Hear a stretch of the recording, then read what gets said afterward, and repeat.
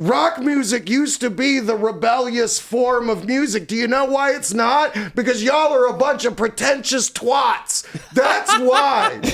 Like, everyone focuses on, if you go to a hip hop or a pop music festival, you know who the headliners are? People that have put out an album in the last 3 to 5 years because they're doing dope shit and people are like, new shit, yeah, that's great. And you guys go, no, fuck off. We want to hear the new 25-minute Tool song.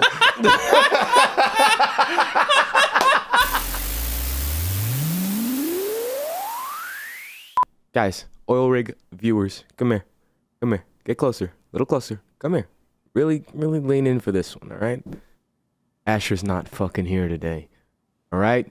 Mom's out of the house. Being watched by dad today. Yeah, I'm the podcast host with the dad energy that sits on the couch in the living room, and if I hear you fucking around in the other room, I'm gonna say, hey, don't make me come in there. And if it's quiet, I'm not coming in there. That's the type of energy we're getting for this episode. Guys, we got a good one today. Yeah, it's just going to be me. Asher's sick. He's a little under the weather. It's fine. He'll be back. Well, we're not going to be back. We'll be back next week with a new episode. We got some banked ones, but we're going to be in Austin next week, so we're excited about that. But yeah, today we got Billy Myers III, super funny comic. He runs a show at the Comedy Store called Riff Raff. Super fucking insane and fun and just spontaneous show, so it's a really good time. And yeah, I'll let you guys hear more about it from him, the man himself. But that's what we got for today. So hell yeah. And never forget you're gay. Don't let nobody take that away from you. You guys are gay. All right, we can take us back now. Yeah, get the fuck out of my face. Back up. Back up. Back up. All right, thank you. All right, episode 15, oil rig, Billy Myers III. Hopefully he plays with pliers. Oh, okay. I like the limericks. Hell yeah. Welcome back to the oil rig, everybody. We got our guest today, the very funny Billy Myers III. He runs a hilarious show at the Comedy Store, and he's fucking around everywhere. He's hilarious. You should definitely check him out. Billy, how you doing, bro? Hello. Thank you for coming on. It's good to be here. This should be fun. It will be. As you can see, we only got 2 chairs. Yeah. Asher, last night, all of a sudden came down with a violent illness, so he's not going to be on the episode. He got the Augustus gloops? He got the Augustus gloops. He's poo-pooing and pee-peeing all of the nasty stuffs. And he's at the emergency room right now. Nice. So, yeah. Jesus. Does he have Crohn's or something? I don't know what he has. We heard earlier today that he was vomiting blood last night. Holy hell, man. And I don't even know how that happens. Like, he doesn't drink, he doesn't smoke, he doesn't participate in any drugs or alcohol of any kind. I do all of those things, and yet I'm somehow healthier than him. How does that make sense? What is he eating? He eats good food because his girlfriend's a very good cook. Okay. She usually cooks for us. We're going to narrow down this mystery. We're going to solve it. We're going to house this shit.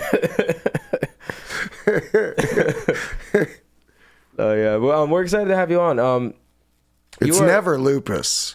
It's except for that one time when it was lupus. But that was like 5 seasons deep. Before that, it's always, they guess it's lupus always. He's got some Dallas Buyers Club symptoms, but we know that AIDS isn't really that rampant nowadays.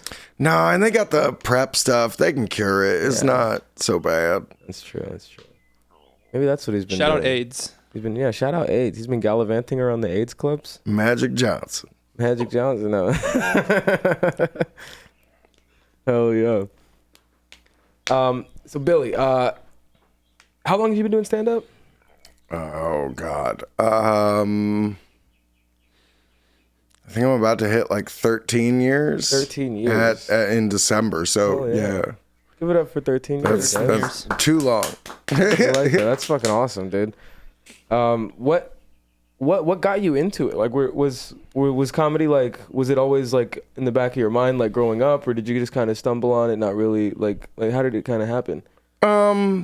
Well, I've been in. I did bands for a long time. That was the dream, you know. Yeah. I wanted to be a musician, and I did that for most of my life. Right. A couple divorces. We were on tour a lot. We toured a lot, and so we just did that for a while. And then some friends of mine,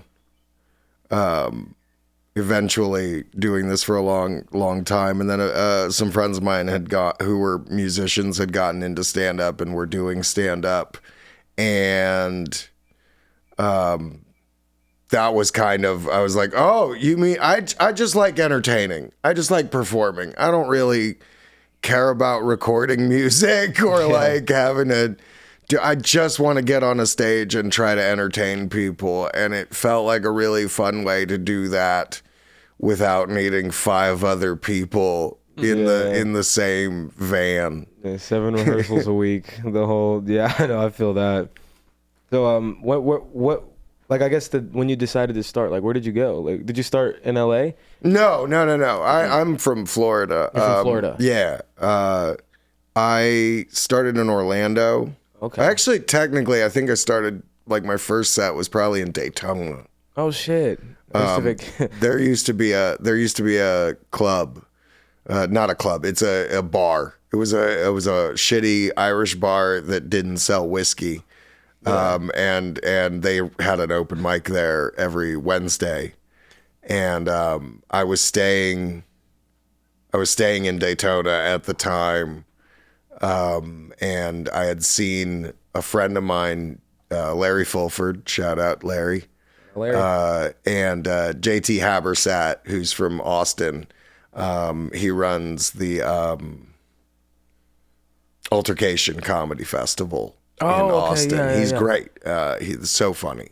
Oh yeah. And they both did a show the previous weekend at the same bar, Tirnanog. It doesn't exist anymore. And they had done a stand-up show there, and they crashed at my spot while they were, touring. And that Wednesday, I was like, let's go do this. Give it a try. And then just doing mics and shows and things like that. Florida's got a pretty killer scene. Like not all of it's great.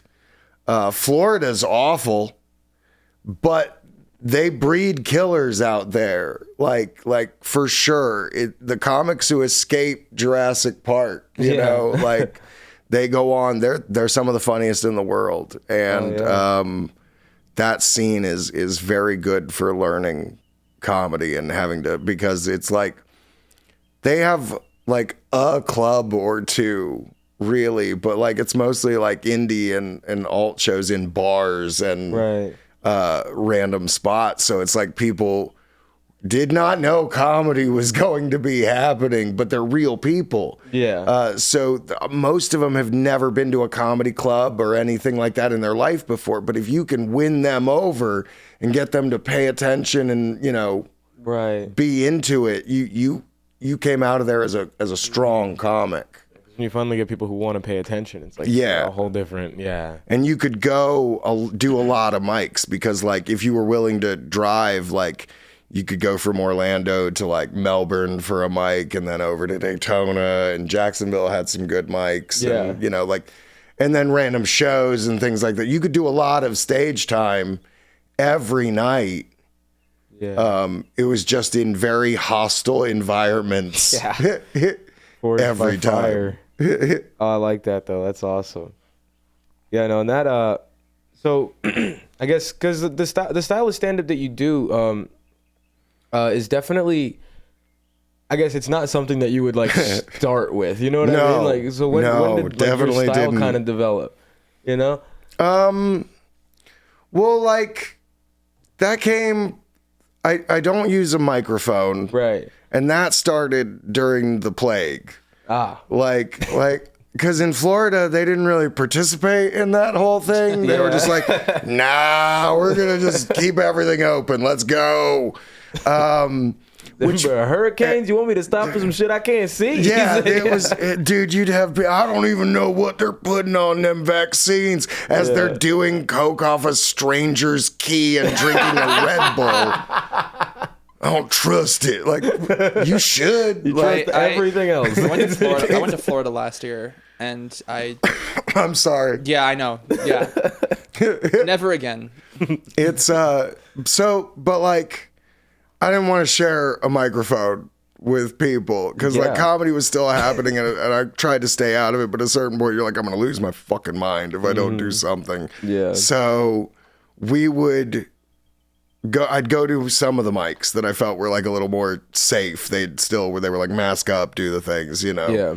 But I didn't want to share a mic with anybody because I was like, you people are gross. Right. And then I saw like Robin Williams special. I was watching like old, like 70s, like original stand-up specials, and he wasn't using a mic. And I was like, well, I can't do any of that other stuff he's doing. Yeah. That's real good. But I can not use a mic. I can, and then I started doing it and people started kind of paying attention. And then like, as you do that, you kind of figure, oh, I don't need to even be on the stage anymore. Yeah. Like none of the, like, and then you kind of pick up things and like you realize like half of my set is interrupting my own jokes to kind of reassure the audience. It's like, we're going to be okay. It's fine. It's like, I know this is weird, but we're going to get there. Like it's just all kind of like, or it just one piece after the other. And then we're here and I don't even know if I'm a comic anymore at this point. There are certain performers that like do transcend that comic label though. You know what I mean? Like, there's people who can like go past it just to literally just like entertainer. You know what I mean? Yeah. You don't even need to be in the realm or space of stand up to still be able to get up and elicit a reaction from a crowd, you know? Yeah. Well, it's like, that's exactly, it's like, I realized at some point doing this, that I was like, I'm never going to be the funniest person in the room. And that's okay. Like, if I am, that is a bad room. That's not good. But what I eventually started realizing, like, I'm not necessarily, I don't need to be. I want to create a memory. I want to create a moment and like an experience that like, hopefully what I'm banking on is that creating that unique experience is going to be more memorable the next day for someone than someone else's fart joke. Right. You know what I mean? Yeah. Like, or like some like dating's hard joke. Mm-hmm. I'm hoping the weird thing, did you see that crazy, weird homeless guy that wandered in? Like, that was wild. Right. Like, I'm hoping that's what gets remembered. Yeah, no, that makes sense. Cause even in the craziest lineup, like you could put like fucking the biggest names. You could put Seinfeld, Kevin Hart. Like if you go in the middle of them, even so, it's still just gonna be like, dude, do you remember? Like, you know what I mean? No, I hope they forget me on a lineup like that. Like, oh man, I'm gonna have to unhinge my jaw like an anaconda to swallow the dick I'm gonna eat on stage that night. Nerves alone, how could you not? Like, man. Just like, you're just watching greatest after greatest after greatest at this art form, and you're just like, shit. It gets like that sometimes, but you were at the show that we did at the Green Room, dude. I had a rough time following Jackson, dude. Jackson's a beast. I love Jackson. Jackson is a fucking monster, dude. He was hilarious. How was your last show, by the way? That was the WTF show. How was that? Oh, very good. That's what I'm talking great. about. Yeah. It was really good. Like fucking banging show, banging audience. It was hot and it was fun. Yeah, I had a show that night, so I couldn't come. Yeah, it's all good. It was fun. It was a good time. Yeah, it was a good vibe. It was a good room. Everybody the audience was very generous with their laughs and very supportive. And Jackson is just a monster. Dude, like crushed. That's kind of, I love, he's, there's nobody like Jackson. And I like comics that are like that. They're very authentically them. Yeah. You know what I mean? It's like, no matter what, like, it doesn't matter. He's a person like that, where it's like, you could put him on one of those lineups and he's going to be Jackson, and it's going to be fun, and it's going to be a good set, and you're going to laugh real hard. Oh man, yeah. No, Jackson is hilarious. Yeah, I had a rough time following Just put a him. picture of his face right Yeah, here. give me Jackson Banks, like real please. close up. Real just close gonna up. be I his just want to eyes. see cheekbones. I just want to see those majestic cheekbones and sunken eyes. I would like one lock to find its way into the picture. Just one though. You know what I mean? Yeah, no, I had a tough time following Jackson. I had a fun time. So I was doing a crack 'em up spot, and Nice. CP dropped in, and I was hosting the pre-show, so I ended up bringing CP up, and then when he got down, yeah. I had to go back up and bring up the host. And I asked Barb, because I was sitting in the back, and I was like, when's the next time? Because my whole stand-up career is like watching. I've always loved watching CP. He's another one of those dudes. Dude, He's yeah. just He's one of those guys. absolute monster. And I've So always funny. in the back of my head been like, I don't know what I would do if I had to follow CP.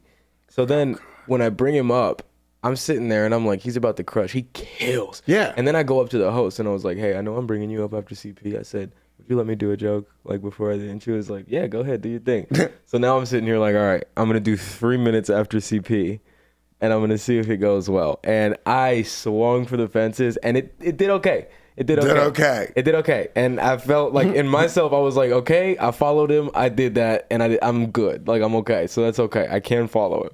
And that was kind of like a cool moment for me because I remember last year in July, I was coming off the worst bomb of my entire fucking career. And those bombs can sneak up on you, dude. Fucking, I went up in Baltimore. Okay. I was opening for Coco Brown. Okay. And I was at the Comedy Factory. Okay.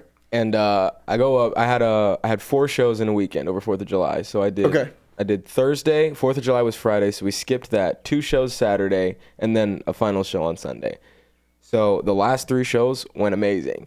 That first one, I almost quit. I almost quit. I'm not even kidding. Like, it was so bad. Like, I got heckled for the first time by a Nice. heckler who was funnier than me. Yep, that'll happen. Oh my God, it did not work out well at all. Like, I've told the story a couple times in the pod, but basically, I had this joke where I was talking about reincarnation, and I'm like, I couldn't come back as a white person because I'm too racist.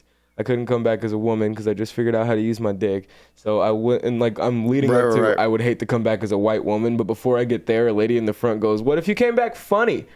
And I was like, "Ooh!" It just felt like a little, like it felt like a shot. Like I You was like, deserve that. I think I just got shot. Yeah. That's it.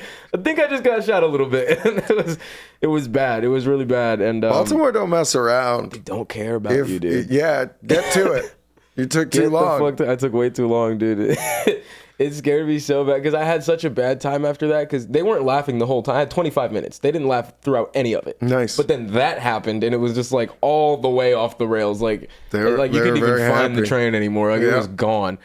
And that night I stayed up. I watched Bernie Mac set at the Apollos where he said, "I'm not scared of you motherfuckers." I watched that 80 times on repeat. I stayed up all night, like 20 hours, just writing a whole new 20 minutes. And then that's the 20 minutes I used for the other 3 shows, and it did okay. 'Cause it was just like, it was more honest, and it was rapid fire, and it was about me. You know, 'cause Fair the other enough. shit was, yeah. So that was my worst bomb. But it was definitely a make or break moment, because I could definitely have seen myself quitting. I get that. That'll happen a lot. Yeah, it was a bad one. I don't consider anybody a real comic if they haven't quit twice Yeah. and haven't cried at least once. It needs to happen. Full tears, not just Yeah, one. Like, no. Let that breakdown happen. You deserve this. yeah. Man, yeah, it's an interesting game for sure. It's What was the moment that you were like, all right, like I think I can do this for real? Like, when did you feel that? Because I know it like happens at different moments, but when do you remember like fully feeling like I can do this? I mean, talking to people's not hard. Yeah.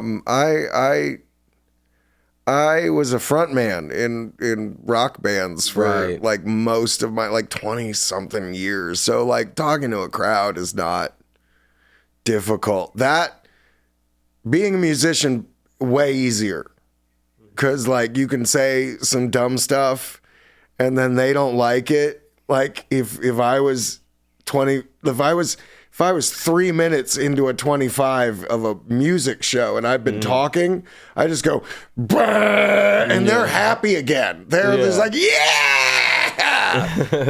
If they don't like what you have to say, you only have more stuff they don't want to hear you say after that to save you. So, that's never been the hard part, but it takes time to figure out jokes. Yeah. But I was paying my bills in Florida doing just feature sets. I'd just go and do bar shows and some comedy club shows and opening for random people or hosting gigs or whatever was available. You do that, and it paid the bills. It wasn't like I didn't have extra money. Yeah. But bills were paid for a while, and then I had some much more successful friends in town doing shows that I was doing with them, and they both kind of in the same like 2-week period gave me a lecture that was like, you could be poor anywhere. You could try doing cool stuff somewhere else, kind of shit. Yeah. And so that I was like 2 weeks later, I was in a car headed to LA, and I was like, we're gonna find out, I guess, because like I don't know, I don't really like. I think everything else. I've only ever cared about being good at this. I just really want to be good at it. I don't really care about like a career or a thing, money, or all the things. Those are all a trophy. Yeah. For what I came out here to find out, which is really just like how good are you? Because the best in the world are here. Mm-hmm. So if you can hold your own against that, that's all you need to know. And then like everything else is kind of a bonus or a trophy or a reward. So like I guess that's what I'm out here trying to, you kind of deal or no deal it. Like, like I was paying bills over there and it's like, you have the briefcase, that's $70K or whatever. Like that's your annual. And I closed that briefcase. Mm-hmm. So now I've got one that's either like $70 or $70 million. And we don't get to find out till the end. Yeah. But I don't know, we'll check back. Yeah. No, postmark this so we can check back in 5 years. Absolutely. If I'm alive. Come back in 2031. If you're still here watching in 2031, fucking leave a comment for us. How old are you? I'm beyond time. He's old enough to fuck your mom, Travis. You leave it There's with the amount of times I've been on the road touring in rock bands, there's a potential. I mean, you see the hair. There's a for sure. Like every person I meet that's like born before a certain like 2000s or later, it's like maybe. Fair. We love my mom on this podcast, but she's not that cool. We do love your mom on this podcast. Shout out to Travis's mom. You don't know the life she could have. She might have been living earlier. You might have ruined a lot of fun for her. I know I definitely have. Hell yeah, dude. She's a sweet woman inside and out. Absolutely. She's My mom does watch this. She's a big supporter of the pod. Yeah, absolutely. I regret nothing. Yeah, throw up a medal in the back. Asher just texted us in the chat saying 101 fever. They're leaning towards severe flu. Severe.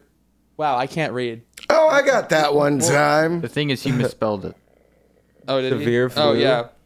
Yeah. He's got a bad case of the flu.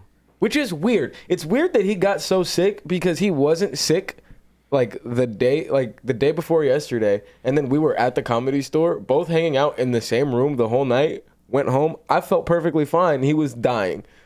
One time I was doing a gig, and like I was fine. It was a weekend like run. I was hosting this show, and Friday was fine, and then Saturday the show started at 7. We were at like 8:39, and I just all of a sudden was like real sick. Just like that. Yeah, like that. And I was suddenly had real nauseous, puking up all kinds of nonsense. I was like dizzy and like couldn't see stuff. I found out I had 104 fever and like super bad flu. Yeah. I left. I was just like, I'm gonna go. I don't know what's happening. The last I time. remember a few years ago, I had the flu on election night. Nice. It's your fault then. Yeah. Sick of this country shit. No, the last time I got really sick, it was in October, right when we got back from Austin the first time we went. Shout out Austin. We're going to be back in like a week. Fucking love you guys. But yeah, I was there. Not a fan. It was, what happened in Austin? It's Texas. It's Texas. I'm not going to lie. There's a lot of hack in the state. There's a lot. It's fine. I'm not here to start any trouble, but also it's still Texas. It is still Texas. You can be as weird as you want. You're still Texas. It's fair. But yeah, no, while I'm there, I got blackout drunk. Like blackout. And it was the first time I gotten like blackout to the point where I like lost hours. Yeah. Because like I've blacked out like before I'm about to go to bed and then just woken up like it's like I went to sleep. This time I blacked out at the bar. Oh, like, nice. And it's my first time. And so I didn't remember anything. And I just woke up in my bed the next morning. Nice.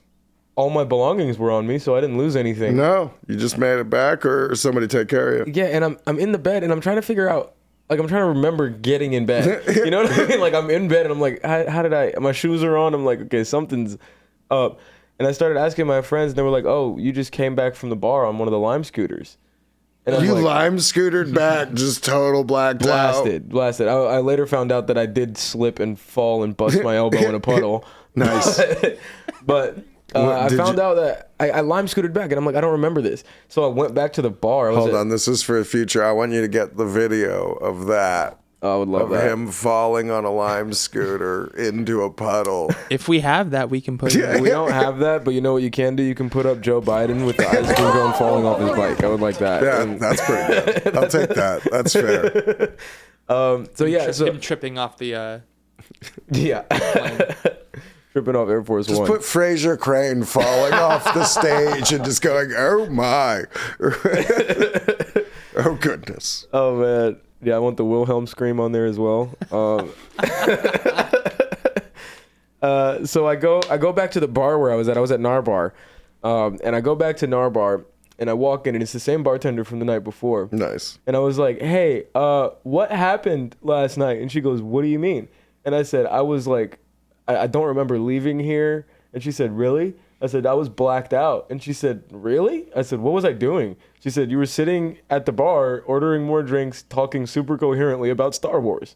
And I'm like, all night? She said, all night. And I'm like, I didn't know that if you drink like Red Bulls, that it makes you able to get drunker before you notice it. No, I didn't know that either. I didn't know this. So she was like, yeah, you were drinking Red Bulls all night. So I was drinking like mixed drink, like vodka, Red Bull, vodka, Red Bull. And every time I ordered a drink, I would order a Red Bull. So I was just getting drunker, boom, boom, boom, boom. But it was like fine. You know what I mean? All the way up until it literally wasn't. And then everything just went away. And it just, Jesus. It was crazy. And I was like, yo, I see how like people can like black out and not remember doing things. Cause like, I mean, if I guess if my impulses were a little worse, I could have done some horrible shit that night. But I just really wanted to talk about Star Wars, like in the core of my being. That's the nerdiest drunk story I've ever heard in my life. You blacked out? What happened? I fucking did a recount of the prequels and their importance to the final trilogy. Have you ever heard the story of Darth Plagueis? You see, the reason The Last Jedi is actually brilliant is because it breaks down the pompousness that we see in the prequels of the Jedi. Also, we need to talk about how Finn is definitely related to Mace Windu. Can we talk about that, please? I need that. I mean, oh my God. That would have been a cooler story than anything they went with. It would have been cooler. I mean, obviously not. Unless they really phoned it in at the end there. Do we think Mace Windu was fucking like that, dude? No. That's not the way of the Jedi. It's not the That's way of the the whole Jedi. point. Because if he'd have been like fucking like that, he'd have probably been cooler with Anakin getting some, which would have avoided a lot of issues. That's actually another thing I want to talk about. Altogether, if they'd have just been like, yeah, man, that's fine. You know what? Yeah, get your bitch, dog. Do it. No, Sure. we didn't get a lot of Mace Windu's reaction to Anakin fucking. Like every other Jedi, we had like a whole thing. Like Obi-Wan was like, "Oh, you can't do this." Yoda was like, and he was like telling him everything. You know what I mean? But Mace Windu like found out that Anakin was fucking Padme, and then he like went to die. Like somewhere there's a deleted scene of that's the motherfucker that cut out. That's the motherfucker that cut out. It's like she's pregnant with his baby. Motherfucker. Like, oh, that motherfucker. Like, yeah. Then they had to cut that out. They were like, "No, this is Disney now. Oh, dude, we should have thrown one motherfucker. When Sidious was lightning him and he flies out the window, he's like, motherfucker! I'm surprised Star That'd have Wars been has solid. not done That would have been fire. There's gotta someone on YouTube has already done this where they've just Had to be. added motherfucker from Samuel L. Jackson to every I'm sure. Mace Windu That would have been amazing. scene. And if not, get on it, nerds. Use AI for something fun. You have know? defied the Senate for the last time, motherfucker.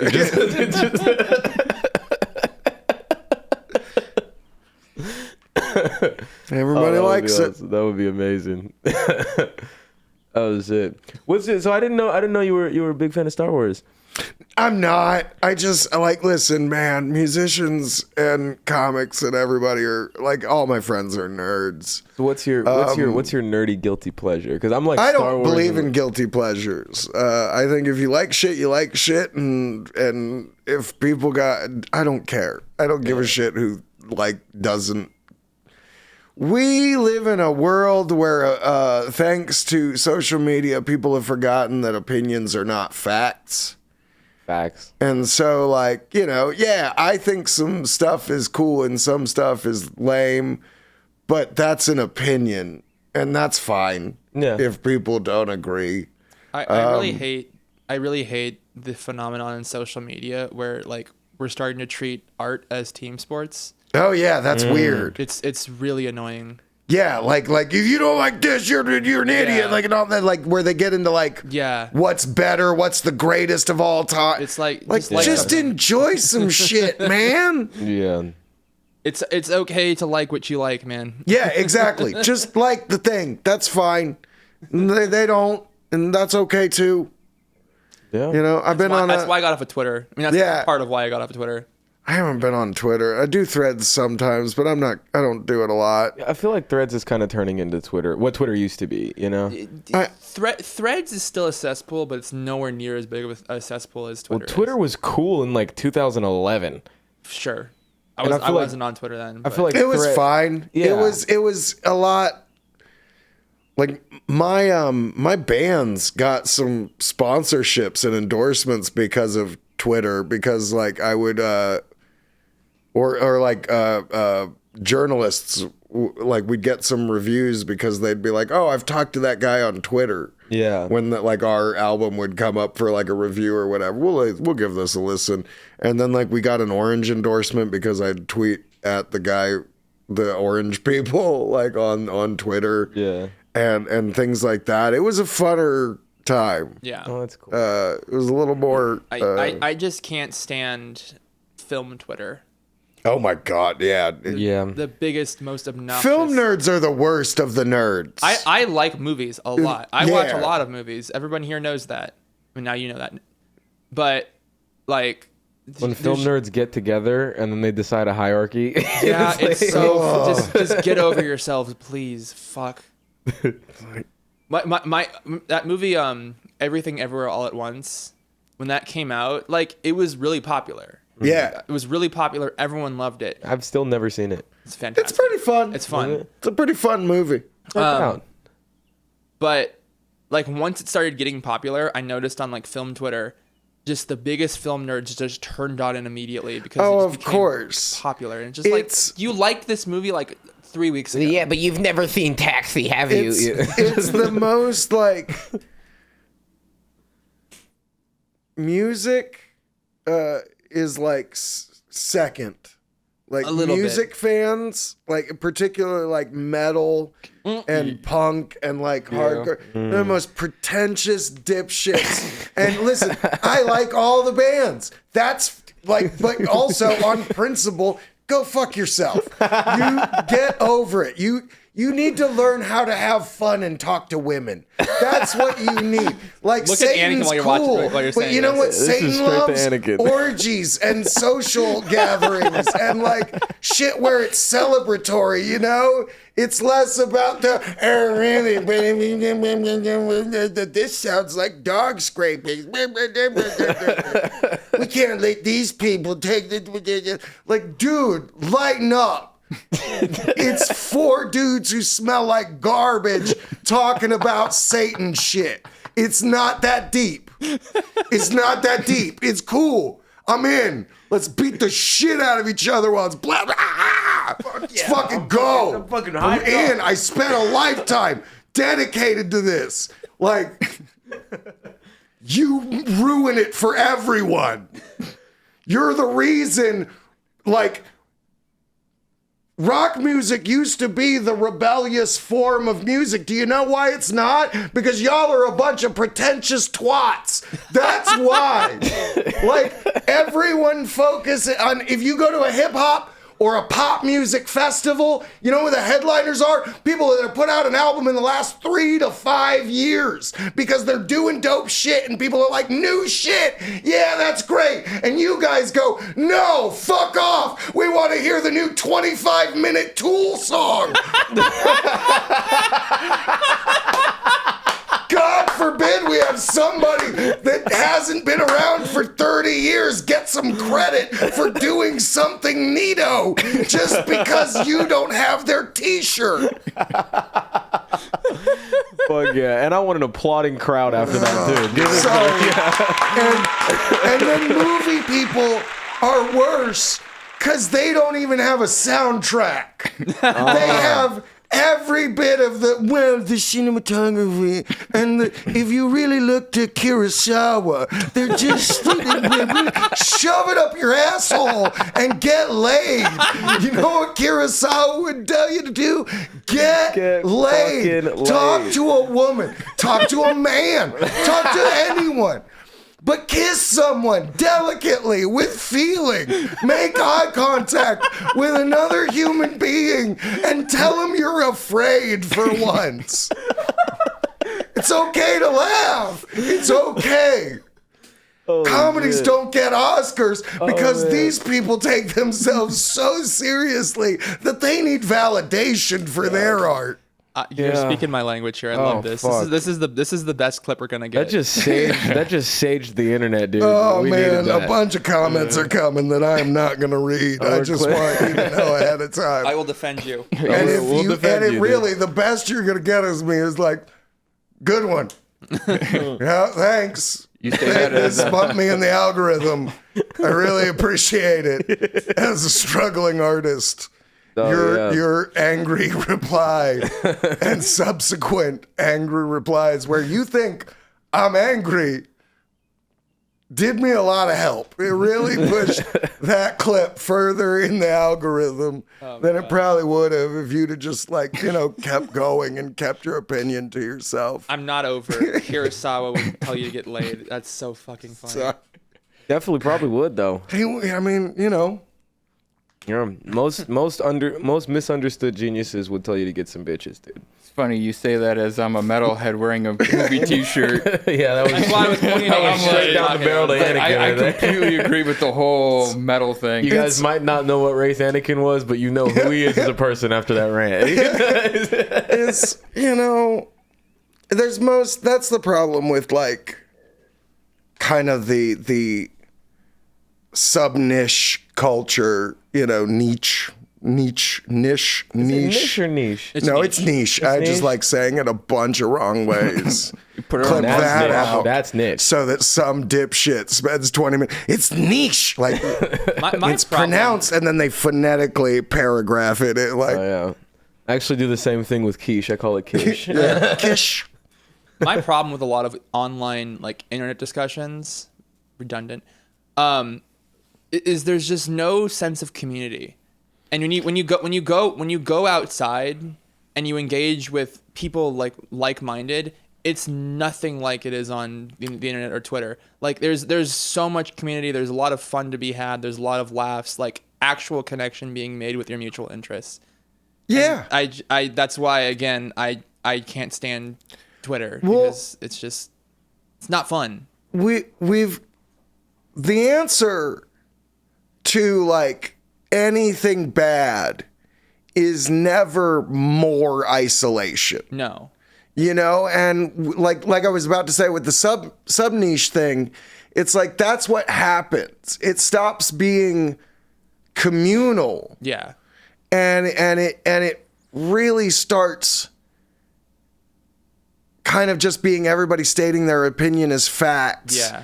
And expecting that to be a rule, a law, that's what it is and it matters and you have to respect it. This is why I also love going to the movies too, because you can see a lot of discussion, a lot of chirping online. Yeah. Of people getting mad, but when you're in that seat and you're just watching the movie and seeing people a crowded room's first reaction to something, it's so much fun. I remember seeing Sam Raimi's newest movie, Send Help. Fun as fuck. Yeah. So It looks much great. fun. I haven't It's seen so it yet, much but fun. it's on my. I love Sam Raimi. I love Sam Raimi. It's so much fun. There was at the beginning, I was having a blast from the beginning because I knew what I was walking into. I'm a huge Sam Raimi fan. Yeah. Outside of Evil Dead 2, his Evil Dead, the franchise, his movies are just so wacky and just so out there. Yeah, they're fun. They're fun as fuck. He's an entertainer first and a filmmaker second. So I was having a blast from the beginning, and the crowd wasn't really getting it at first. I was again having a blast, and there was one moment in that movie, where you can tell the energy in the room. It clicked for everyone, and everyone Just that moment, everyone was just having a blast. There was a moment later on where there was this girl in the crowd who was literally just "Do it already!" to something that was happening on the screen. I'm this is why I love going to the movies, just for that. It's a communal experience that you don't get online. That's kind of the point of all of these things. And we've kind of weirdly gotten this but yeah, you go to I'll tell you the one that I love to drop on film nerds when they start getting super pretentious. Yeah. My dad was a teacher. Okay. He taught alternative programs. Okay. For his whole career. So what he taught was for a long time he taught dudes in teens in jail, basically incarcerated minors. This wasn't juvie kind of. This was rapists and murderers and drug dealers and people that were waiting to be old enough to go to prison. Actual prison, yeah. Right.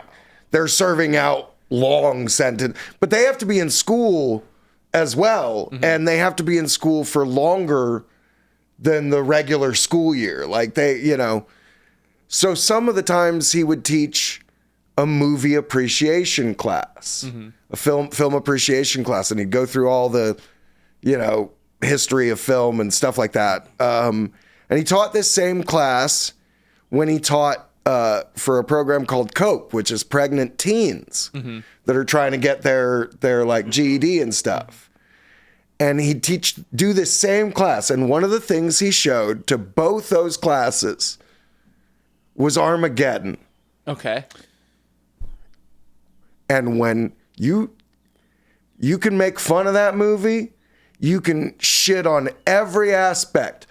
But at the end of that movie, when it's Bruce Willis and Ben Affleck, every pregnant teen and every prison dude is crying. Open, like, just shut up, bro. Like, they're crying. And Bruce that's Willis the is sacrificing point himself. of the scene. Yeah. That's the whole point. And if it's doing that, maybe fuck it. you don't know as much about cinema as you think, because that's the point. Yeah. I have a soft spot. I have a soft spot for Michael Bay just a little bit. Oh, he's great. I mean, I don't think he makes great movies, but I think All right, well, hang on. We don't. No, he makes great movies. We don't disrespect Michael Bay slander Here's the on this thing. podcast. Sure. I have a bit, and I've been doing it, but like the whole we need that. No, I know. No, we need more Michael Bay and Sam Raimi. Have you seen and Ambulance? way less A24. I agree. And I say that I know whatever. No, I but agree. listen, like we need 90 minutes. Beginning, middle, and end, good guy, bad guy, and fucking hope. Yeah. We need hope, and we need a winner where we all go, yeah! Fuck And yeah. so we don't. You know, what if dystopian nightmares were great when they were like a warning and not just real? We're here. Like maybe people would go to the movies again if you stopped reminding them how awful it is outside of the movies. We don't need gritty and real. No more. That's why Stop it. No, that's actually real about fucking. I don't know if you've been watching The Boys. Yeah. Dude, the literal parallels. Homelander is literally Trump, and everything he does, Trump does 2 days later after the episode drops out. And It's it like, was what the filmed before it happened. It was filmed 2 years ago. It doesn't matter. It's just, we don't need this shit. You know what I need? I need a ragtag group of unlikely heroes coming together in weird circumstances to overcome impossible odds. I need 7 Indonesians infiltrating the White House. I want, like, we're all in the deep end. Why are you adding weights? I was talking to some friends last night on Discord, and I said, I wish someone was brave enough to just make a movie, no pretense, no complicated characters, no sympathetic villains, just one gorilla versus 100 guys. I'm in. 80 I minutes. want that. Super down. Hollywood, get on this. Get the fuck on Steal this idea and make your billions. You fuck ass motherfuckers. One gorilla, 100 guys just fighting for 90 minutes. That's a The social indomitable media trope. spirit of You guys 100 made men beat Cocaine that Bear. gorilla. You guys made Cocaine Bear. It was pretty great. Gorilla. Did you see Cocaine Bear? I did see Cocaine Bear. It's fantastic. It was a great movie. No, there are good things being made, and I'm also like, I'm not, A24 makes fine movies. Whatever, I don't care. Whatever your response and comment is, stop typing. I don't care. You could leave it on the 3 dots. I'm never gonna read it. But like, there are plenty of good things, but I just think we've taken it way too far on the like everything has to be real. You know what's awesome? Did you guys go see Super Mario Galaxy? Oh, it was great. Oh, it's so fun. Just smoke some weed and enjoy a bunch of fan service. It's delightful. Yeah. I'm gonna be a spoiler sport there. That was a movie I just could not enjoy. I don't care. I couldn't get into it. That's fine. Yeah. You know what else is great? I went and saw Mandalorian and Grogu. Anybody shitting on that? You don't like cinema. Yeah, it was good. They got puppets and everything. It's Mandalorian was awesome. fucking good, dude. Good guy wins in the end. Like, we don't get that anymore. That's why I loved. And also, you said the thing, by the way. Just put a big fucking stupid picture of Maleficent right here. Yeah. No more. No more. We're No done. more sympathetic villains. That's how we got into this mess. That kind of bullshit gets telephone gamed where you get people like, what's his nuts, Andrew Tate, thinking like, just hear me out. Just hear me out. And then we think we got to hear him out because you made Maleficent sympathetic. She was a bad bitch. She did that to a baby. Stop it. She's bad. I don't care what her backstory is. She made choices as a grown woman. She should be held accountable. I don't care that the king was shitty. Make a movie about how shitty he was. That's a different movie. They're not the same. Yeah. Also, it's not live action. It's CG. The Lion King live action was still CG. It was a fucking cartoon. Stop saying it. It was not live It's a action. detailed cartoon. You fucking stop You it. movie people suck. I said this before, and I'll say it again. The only good thing the Nazis ever did was give Was Hollywood the NASA program? no, Sorry. was give Hollywood a blueprint for good villains. Just make your villain They Nazis. were great as villains. We need they're bad. It's fine. Yeah, We don't know why. They're just guy. bad. Why? They do bad stuff. Of a bad guy. What dude. bad stuff? Did you see who they killed? Bad. Bad. That is the bad. last- who was the last real movie bad guy? I loved Guardians of the Galaxy 3 because that villain. That was a bad guy. oh, that was a bad fucking guy. Yeah, Ego. No, it was no, not Ego. The guy the who High was Evolutionary. fucking with fucking High- with Rocket. High Evolutionary. The High yeah. Evolutionary. Yeah, that was a bad guy. He was my favorite. He's my favorite Marvel villain because, spoiler alert, he kills all of Rocket's friends and then mocks Rocket for crying about it. I'm just Yeah. like, Yeah. that's awesome. No, that's a bad guy. Yeah, I'm on board that's with a that bad guy. guy. I was on He's a- board with that fucking guy. He's a steal candy from a baby, evil fucking asshole. just a bad guy. and I dude. rooted for the team when they kicked his ass at the end. Yeah, you need that. You need Yeah. to just not like a guy. Yeah, It's okay. I think It's that's okay for the bad guy to not get his perspective shared. Yeah. Like, it does. Just they're bad. Like, look He's at what an he arrogant fucking, look at what he asshole just who mocks did. Like, yeah, the hero Yeah. for Yeah. crying. I think they could have done less with that for Homelander because even toward the end of the season, like people were defending Homelander. I don't know if you saw any Yeah, of that. but that's because of all the like. I also like. It's so. Isn't it crazy that all this is because we let a black guy be president one time? We're still doing this, huh? Like, it's all that. We're just still gonna keep dealing with that until a bunch of old people die, Yeah. and we can just move on with trying to not be dicks to each other. It's not a sympathetic bad guy. If you think Superman wouldn't like you, you're a bad person. That's that. That's that. If you think they made him not like you, you're an idiot and a bad person. This man takes the time to save squirrels during a kaiju attack. Right, and you're like, oh, that bitch. Like, fuck you. You're a bad person. Superman would save you. You, the squirrel, and Yeah. you're closer to the squirrel than you are to Superman. I want to put that out. Yeah. Yeah. And he went out of his way to help. Yeah. And he was helping people over in Meanwhile, you're like, the Kazakhstan. fucking jerk. He was helping people in Kazakhstan. What have you done for Kazakhstan? Yeah. Tajikistan. Yeah. Tajikistan. It's a metaphor.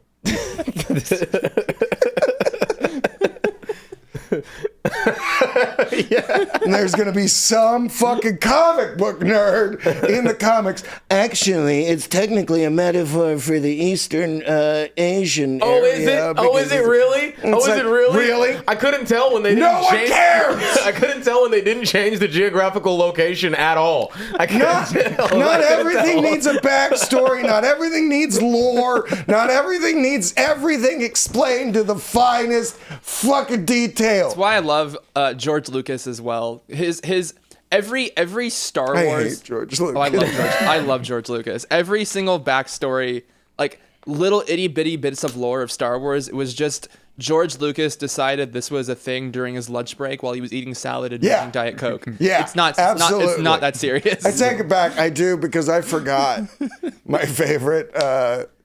He made Howard the Duck. He did. That's did. the second worst movie ever made. Yeah. What's the first? Wait, what's the first? Joe versus the volcano. I haven't even seen that. It's fine. There's probably been worse since there, but I had to sit through that as a child. And And anything that has Abe Vigoda as a speaking role is bad. so that guy he's got a face for background, dude. Loved him on Conan. Hell yeah.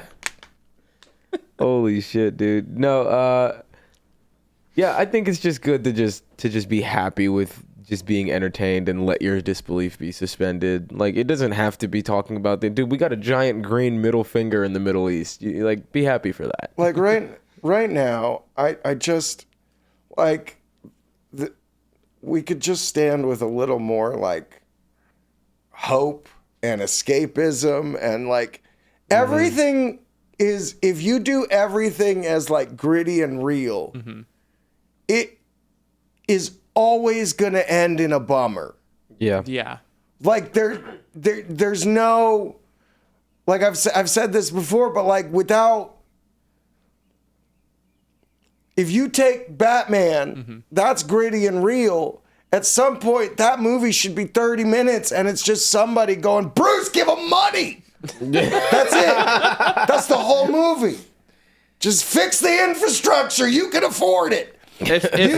If Bruce went to therapy as a child, Batman would not have existed. He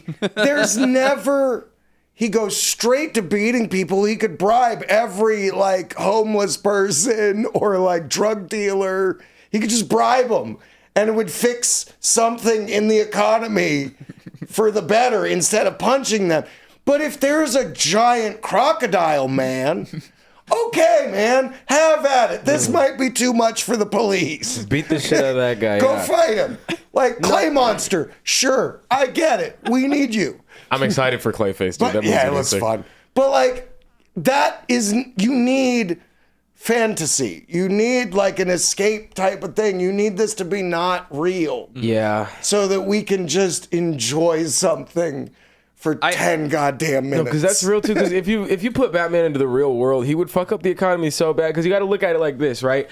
Say you are a guy whose wife has cancer, right? Now you just got laid off, so you got to go, make a robbery to fucking. You got to go steal some shit. You go try to steal some shit. Batman breaks every bone in your body and then tells you to talk. And That's what I'm saying. And tells you who sent you, and Who you're like, sent you? nobody.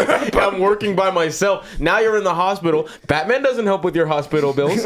No, you have to do that. Exactly. You have to do that. So I now like your you finally pointing out of my original shorter statement. this is what I was thinking when you were explaining it, because I'm like, See, now it's you just gotta a get up. 30-minute movie. Have you played Now you gotta the- go get some weed because your bones hurt, and you go and try to get some weed, but Batman's fucking up drug dealers today. So he pulls up, he breaks your drug dealer's neck, puts him into the ICU. You're running away with your crutches, and Batman appears in front of you and beats the shit out of you. I thought I told you to stay out of this city.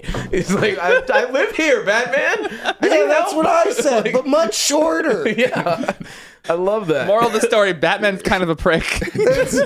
Yeah, Like, but if there's at least like a fantastical element that real situations, couldn't be solved by, okay, we need a guy in a suit. I Fight just, that crocodile. Fuck it. otherwise it's like, he's got a boy in a cave in his underwear that he's making do karate and gymnastics for it. And maybe that's the reason he's not helping the city. Because if he spends that money and stops being a billionaire, he doesn't get to have the cave. With the boy in it. Let alone the little orphan boy in his underwear. Holy shit. And he's had more than one, by the way. Yeah, they keep dying. keep dying. You gotta have reasons if you don't have $1 billion for why an orphan boy keeps dying on your watch. You have billions of dollars, dude. You can lose a couple orphan kids. I think it's hilarious. So it's not good when it's real. It's not like I'm not looking forward to Matt Reeves Part 2 because at some point there are some issues that have to get addressed with the situation in the city. Like Andy Serkis is not once going to look at him and go, "You got a lot of money. You could just go to work. Yeah. One day at the office. Wayne Tower. No dude. punches. One day. When I'm does- just like, You wanna here's punch? a bunch of checks. How about you punch into that Send clock? them out to the city. When does Bruce Wayne ever do his actual like, Hey, you know what job? stops John Turturro from sneakily robbing the city and taking it over? Infrastructure and your money. Oh, Fuck! man. Can we also talk about the fact that when Piece of shit. when he did recruit Dick Grayson as Robin, his family died. Right in front of both of them. Right in front of both of them. Dick is now effectively enslaved by the circus. Bruce goes, "Hey, don't worry. I'm going to make your life better." He's like, "Really? I don't have to be a circus slave anymore?" He's like, "No, you're still doing that." He didn't have to be a circus slave. That's not been legal since like when did you guys get freed? They don't do that anymore. I'm not good at math. It's a long time. I don't know. When did the first issue of Robin come out? Like 70s. We're getting close, dude. That's when we were getting it. Yeah. I mean, it's not indentured. It definitely wasn't like circus slave. Indentured servitude, maybe. I think he was going to go to an orphanage. He probably would've. Which is arguably worse. No, worse, for sure. Say what you will about P.T. Barnum exploiting people. But Tiny Tim met the queen. You know what I mean? Yeah. Like, if he didn't get to join P.T. Barnum's circus, he would have been beaten to death while being called a demon. Yeah. That's what happened in 1910 to people that little that just went around town. You just left your house and they just went, "It's a demon, kill it!" And that's what happened to him. And instead people went, "Ooh, I want to see him and shake his hand." And he met the queen. So, you know, exploitation's got some good things Hey, it to works it. sometimes. Silver linings for... Of course, in this case, Did Robin, he make a lot of money? Yeah. Did they get as much? No. He met the queen, though, instead of being stoned to death for heresy. Like, for a heresy by way of his existence. mom would have been burned alive at some point. Like, Mom's a regular person, gives birth to Tiny Tim. It's witch. yeah, some drunk asshole at some point is going to try and drown him, like, once a week, Yeah, that happens. just for living. He weighs less than a duck. And then, but, you know, yeah, he was exploitative, but Oh man, P.T. Barnum. My grandma took me to a Barnum and Bailey show when I was a kid, and it made me scared of clowns. Not because I was scared of clowns before. I was like maybe 6 years old. My grandma bought me kettle corn, like a big thing of kettle corn, and I used to love kettle corn, right? Love kettle corn. So I'm eating it, and we're in the front row of the circus, and a clown, like a full like clown, Yeah. comes up to me, and he like looks at me, and then he goes, "Can I have some of your popcorn?" And I said, "No." And then he took it. He took it, ate it in front of me, and walked away laughing. And I was 6 years old. I didn't have the words to describe this emotion, but on a like spiritual level, that clown broke me that day. Like I've never been that angry as a child. your heart. Oh my God, that was the angriest I'd ever been up until that point. I didn't even know what. I just started screaming, crying. I turned around, my grandma was like, "Ah! Ah!" I was like, it was insane. I'd never experienced that level of disrespect as a child. racism shows up in weird ways. It's in weird places, dude. Things you wouldn't expect, you From know? a Mexican doing whiteface at Barnum and Bailey's, like, Give me that Hell yeah. The only reason clowns perform at children's hospitals is because they can't run away. Captive audience. You have to stay here. Oh shit. No, I have gotten to do some cool things because of clowns. Elaborate. Two things. Number one, out here, first of all, the clown community, which is like not, the noses and the hair and stuff. It's an art form, and like dudes like Chad Damiani, who's like the clown king of LA, and like lady we have coming on our on the Riff Raff, the next one, Christina Catherine Martinez. She's a clown. And like just getting to see and experience things and learn things because of them, and then getting a lot of really cool opportunities from getting to do stuff with them. Has been awesome. But also, my dad went to Barnum and Bailey Clown College. Really? Yeah. Oh shit. I don't know if it exists anymore, but it was harder to get into than Harvard. Pull it up. Barnum and Bailey Clown College.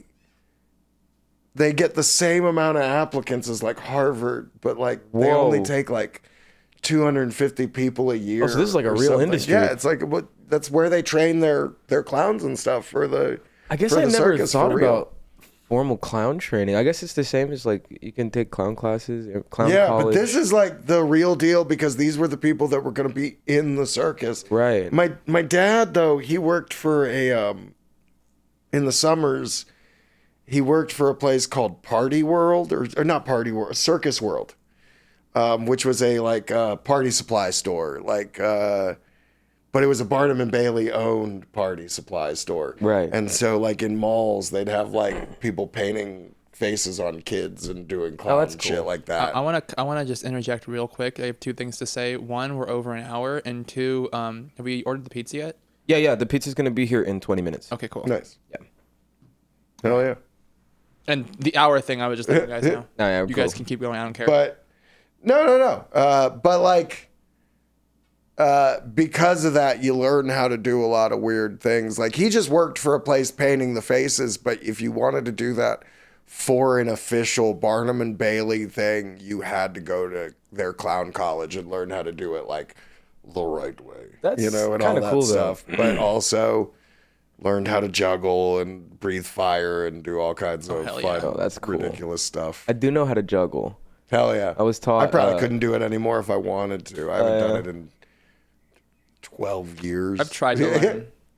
What? I've tried to learn. I'm just It's that not coordinated. hard. It's not hard. It's just patience, really. It's just you get used to one, and then you do two, and then you get used to tossing one back and forth while you keep one going, and then, Just kind of get it. There's a couple different ways you can do it too. You can do it in like a circle, or you can just kind of like thread them. That's the easy way. threading is remember in high school- the easy starter way. I remember in high school there was this small, like very Oh shit! Is that Asher? I think that's Asher. scared the shit out of me. I just want you to pull up a picture of George Washington. Just put it up right here. And What's up, fuckface? What's up? And go. Do you want disappointed pizza? in We got you. a pizza coming in like 15. No. I'm good. Fair. You dying? You got the Augustus Gloops. Here. Dude, I had a fever of 102. Nice. Holy shit, dude. I'm fucked up. You're gonna die. I know. Probably. Hopefully. No. Aw. No. They said it's not the flu and it's not contagious, but I'm still not gonna take a chance. I appreciate that. I appreciate That's it. considerate of Thank you. you. That's mighty decent. You wanna swing the camera around and show Asher real quick? You wanna show Asher? No, he sick? doesn't. Video of me on your phone and Travis All right. cut it in at this point. Okay. We'll just hell put it yeah. right here. We'll just put a big picture. Say what's right up to here. the oil rig, Asher. Hi. Thank you, Billy, for coming. I'm sorry I couldn't be at this one, but I'm dying. It's a reasonable excuse. Yeah, it is. Anyways, I'm gonna close this again. Picture guys' lighting. Love you. Bye. Love you, bro. Hell yeah. The I'll send lighting that. did not change like at all. Really? In the monitor now. So we can leave the door open. No sound. Yeah. Asher said scourge virus. I'm I saw dead. that earlier. Yeah. Are you a fan of Invincible, the show? I haven't or the watched comics? enough of it. I like Robert Kirkman. I like the comics of The Walking Dead. The show is a different thing. True. I like some of that. I liked the comics. Invincible comics? Yeah. Did you read all of it? No. Okay. No. That's my problem with Invincible, is not because it's good. It's really good. Everything I've seen, I've enjoyed. I think I watched like the half of the first season, but everything I've enjoyed very, very much. I like. It's another one of those dark, gritty things, but it's like a kind of an interesting like alt universe kind of take. I like. It's unique. Yeah. It's got an interesting The Invincible take on it. The Invincible story from the comics as a whole, and I'm not going to spoil anything. I love how not cynical it ends up being. Yes. Yeah, That's actually the part I've enjoyed. Because Because there is a grittiness to it. It's very violent. There's a grittiness to it, but like the story ends up.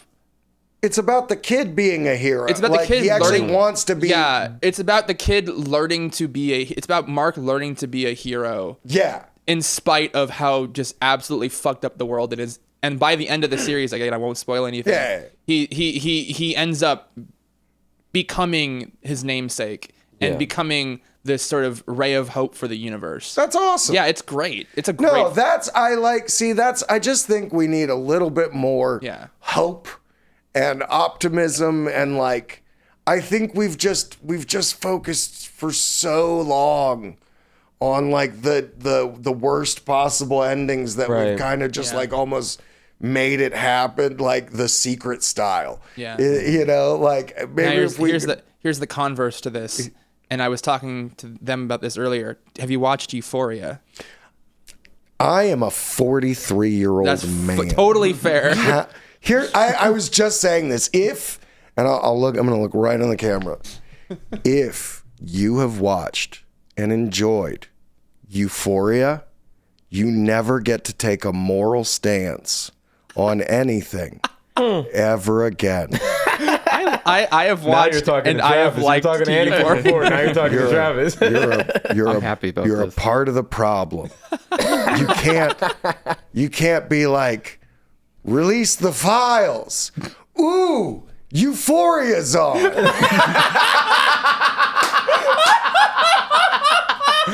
Bang! It's a show about teenagers having sex. doing Yes. a bunch of shit you ain't supposed to be watching teenagers do.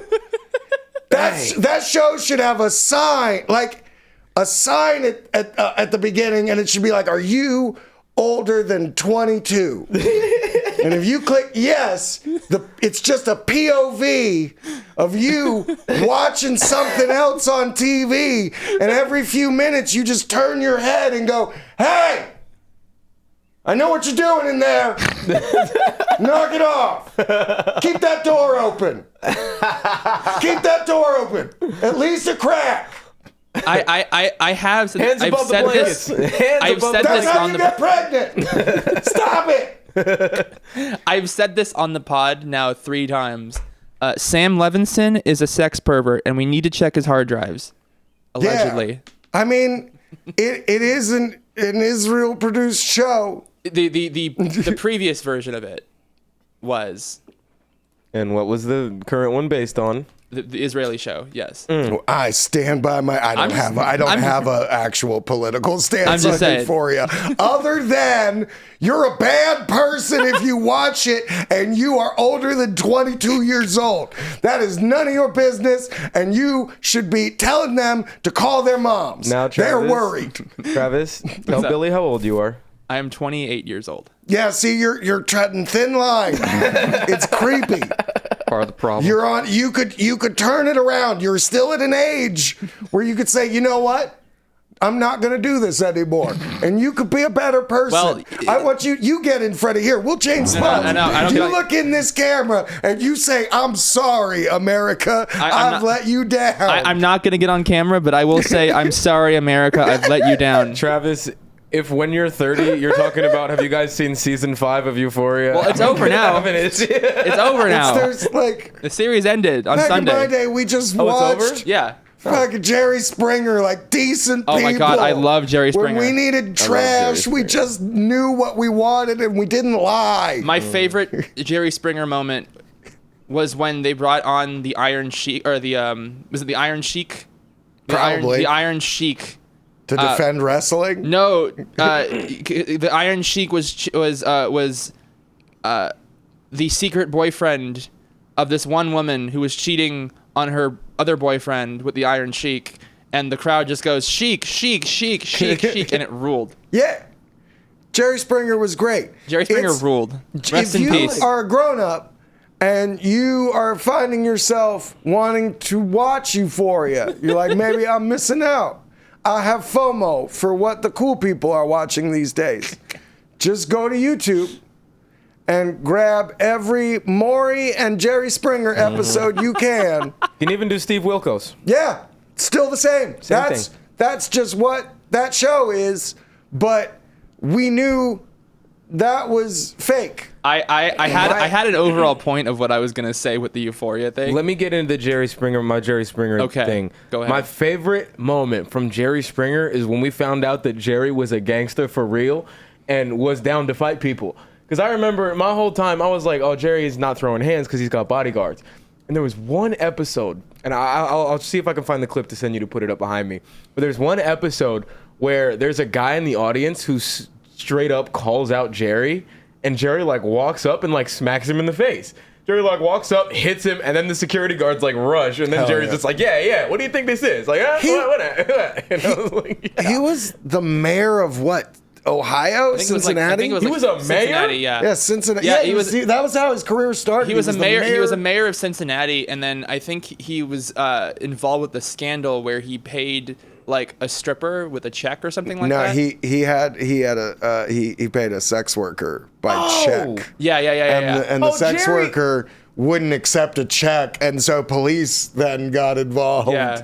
It was He's a whole always been thing. Oh, so sleazy. Jerry's not new to this. He's true to this. I No, love that's that. what got him that TV show was the scandal. Oh, that's amazing. They were I like, never well, knew let's get that. the scandal guy to host a show about scandals. That's amazing. Yeah. That's amazing. Jerry Springer has always been trash, and I fucking Yeah, love that. That's beautiful. yeah. That's beautiful. I love that. Like I said, I did have a point to make when I was bringing up Yes. What's your Euphoria. point? My point being, my He point said, being, we just went through how much we care about your opinion now. I know. Let's go through it. my point was we have things like Invincible that have just like a ray of hope in the end, and then you have things like Euphoria, which just ended on Sunday, and it's like the bleakest fucking ending Yeah. I've ever seen. Yeah, because that's what gritty and real gets you. It never ends good. Entropy rules everything. Nothing gritty and real goes well. Breaking Bad, dude, ended so sad, but It was a perfect ending was a for that perfect show. ending. Yeah. That's actually a positive ending. yeah, Better Call Saul. The bad guy died. that's true. Better Call We've Saul been- ends in almost probably the happiest the show has. Like, you guys have Better all Call watched Saul, Better Call yeah. Yeah. Like, he goes to jail, but like he's also atoned for like his many sins by actually just doing the right thing for once. Yeah. El Camino too. If El you ever Camino watched is that, great. Yeah. you seen El Camino? Yeah, it was good. Yeah, it was It was good. way too late. Way too. He was so fat. He was so fat. He just had alcoholic head. The one guy, no, not Aaron. No, Jesse Plemons. No, he's great. Aaron's he was bigger, he had a big but that's head. reasonable. His head got bigger. But yeah, that happened. No, Jesse Yeah. Plemons got fat. But Jesse Plemons, Yeah. that was Jesse I got hadn't huge. seen him oh my god, yeah. since the early in the season when he's you know skinny and that skinny. he gained weight in that year. He tripled. He tripled. Yeah. I love how Huel lost weight. I like that. Well, that kind of makes sense. Like in Better Call Saul, he's a little skinnier, and then in Yeah. Breaking Bad, he's a little fatter. I mean, there's reasonable doubt there, but like between the time of the Well, yeah, Lavelle Crawford was gonna die if he didn't. Like he I had was to sad. do something I for was sad himself. that Bill Burr didn't fully come back. Like he didn't come back. was he not in Better Call Saul? Uh-uh. Okay. No, I was gonna say though. Yeah. El Because Bill was Camino. in Breaking. Bill Burr in Oh, he Breaking was- Bad yeah. was Lavelle's partner. Remember? That's right. And he was like, "What don't you like when people do what motherfuckers don't do?" Hey, Toad. That was him and Bill. Yeah. Yeah, that's um, fine. El Camino was interesting Yeah. because I watched El Camino when it like aired, like the night it aired on Yeah, Netflix, yeah, yeah. and then like an hour later, we found out that Robert Forrester died. Oh. Yeah, Damn. which was so fucking weird because That's a I was bummer. like literally watching El Camino, and then I saw that news article, and I'm like, what the fuck? He's on the thing that He's I'm right watching. there. He's right there. No, yeah. He was old though. He was old. Bro, I found out episode 1. We could stand for less old people. What was We gotta his stop name? letting people live so long. Yeah, fuck Like, old it's people. facts. The oil rig, the official oil rig stance on old people. Fuck them. I just think like like scientific like humans Yeah. aren't supposed to live like past their like mid 30s. Yeah. That's like genetically. And then medical, miracles, science kicks in, and for the longest time people were living to like 60, 65. That's great, cool. I don't want to live to the age that my grandfather did. My grandfather, he lived to like 97, 96. No, fuck that. Yeah, fuck that. Somebody should have killed him. No, really. No, the old days, someone would've. He lived with us for the last like 3 years of his life. His wife, or my grandmother, passed away before he did. That was tragic, really sad. She had Yeah. cancer. And he came to live with us. My grandmother was the only old person during COVID who didn't die of COVID. She died of cancer. Anyway, That's fair. he was living with us for the last 3 years of his life, and like the last year of his life, you can just tell he was checked the fuck out. He was Yeah. done. He won. I I'll remember, bet the entire decade before that he was pretty ready to go, but nobody was listening. Well, I remember because I live with my parents, and he lived with us, and he lived in he roomed in the room across from me, and I would be going to the bathroom at night, and I would just hear from the bathroom wall, "Please kill me, please kill me." And I'm like, Yeah. Jesus fucking Christ. Kill Yeah, this man. man. Let this No, man dude, die. There's this video of this old lady at her birthday, and I think it's like they're putting it's like 99 on the birthday cake, and she's sitting there like this. And they're Yeah, like, I've seen happy that. birthday to you. Blow out the candles, and she goes, I hope this is my last one. I was like, Yeah. They were like, oh, grandma. And I was We like, gotta stop this. We got like 55's a good run. I say give me know? the 76. I'll take 76. my dad's Because 74 then they get to right still now. like vote that long, and that's the problem. My dad's 74. 55. He seems like he's doing. He seems like he's doing all right. Like if I get to 74, no injuries, I'm cool. I think I'm cool. I can get to like 76, no injuries. If I have injuries, I want to be out by 70. Just take me out back with a shotgun, bury me, or put me in the fucking trash. I don't give a shit. I got I'm a dead. decade left, tops. Holy shit. Oh man, dude, it's. You know what's weird? You know what's weird is people, and this is not even a race thing because it's kind of transcended it. People age differently based on like what they do. Have you noticed that? Because like, What do you mean? well, like, look at I'm trying to think of two people who are the same age. Okay, Sam Tripoli, for example, is like 5 years older than Jason Earls, Okay. but Jason looks like a small child. I'm thinking of oh fuck. You have Jared Leto versus fucking who's your dad look like? Russell Crowe. They're around the same age. Yeah. I am the exact same age as Chris Pine, and that's upsetting every day. Chris Pine is looking a little old. Chris Pine is Yeah, he it's is starting finally to, catching he's starting up to me. waver. He's starting to waver. Listen to me. When Star Trek came out, not a happy birthday that year. You know?